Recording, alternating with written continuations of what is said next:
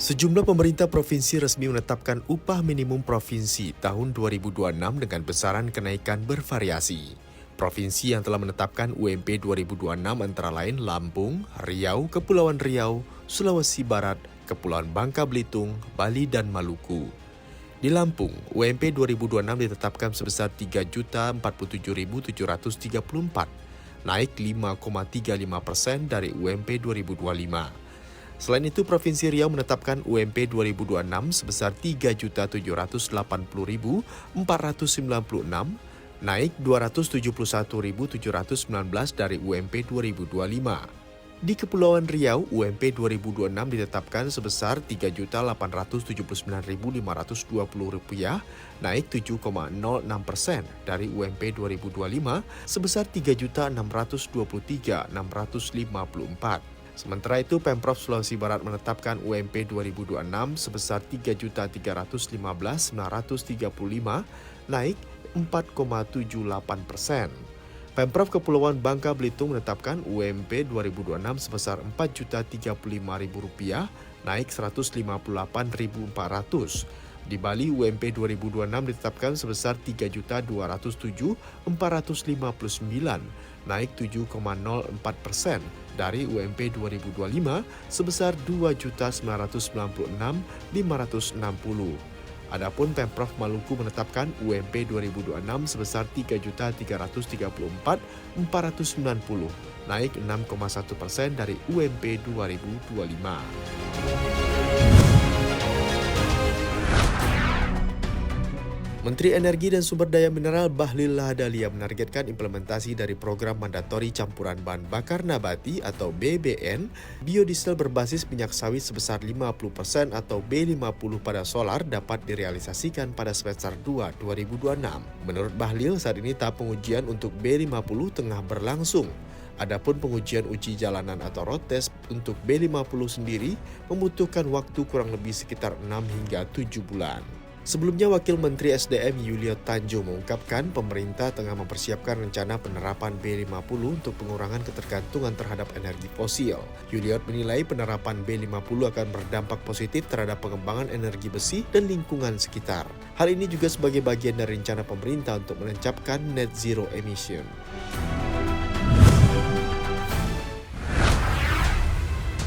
Badan Pangan Nasional dan Perum Bulog menemukan beras dijual di atas harga eceran tertinggi.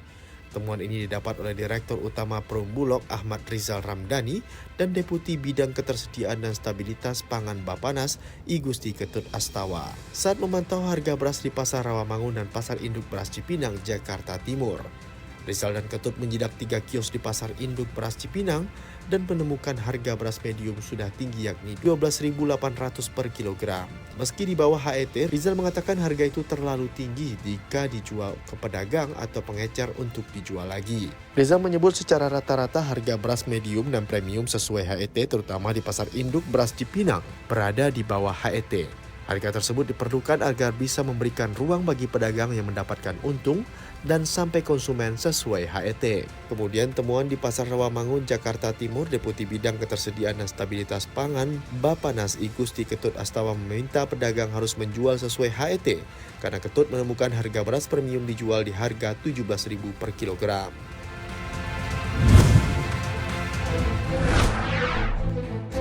Indonesia resmi menjalin perjanjian perdagangan beras dengan Uni Ekonomi Eurasia. Hal ini ditandai dengan penandatanganan Indonesia-Eurasian Economic Union Free Trade Agreement atau Indonesia EU FTA antara Menteri Perdagangan Budi Santoso dan Menteri Perdagangan Komisi Ekonomi Eurasia atau Eurasian Economic Commission Andrei Slipnev. Budi mengatakan komitmen pemerintah Indonesia untuk memastikan implementasi Indonesia berjalan efektif dan berkelanjutan. FTA memberikan kerangka kerja yang komprehensif dan kepastian hukum bagi pelaku usaha kedua pihak. Budi menyebut penandatanganan Indonesia dan Eurasia menjadi tonggak penting hubungan dagang Indonesia dengan Uni Ekonomi Eurasia. Berbagai peluang perdagangan akan semakin banyak dan momentum kerjasama ekonomi akan semakin bergulir. Untuk memastikan manfaatnya dapat dirasakan dengan efektif, hubungan erat antara pelaku usaha dan pemangku kepentingan terkait sangat dibutuhkan. Sementara itu, Menteri Perdagangan Komisi Ekonomi Eurasia Andrei Slipnev menyampaikan perkembangan ekonomi Indonesia menunjukkan pertumbuhan yang sangat pesat dalam beberapa tahun terakhir. Menurutnya, hal tersebut menjadikan Indonesia sebagai mitra strategis bagi negaranya. IEC memandang Indonesia-Eurasia Free Trade Agreement ini sebagai instrumen yang penting dalam pengembangan pasar perdagangan yang saling menguntungkan bagi kedua pihak.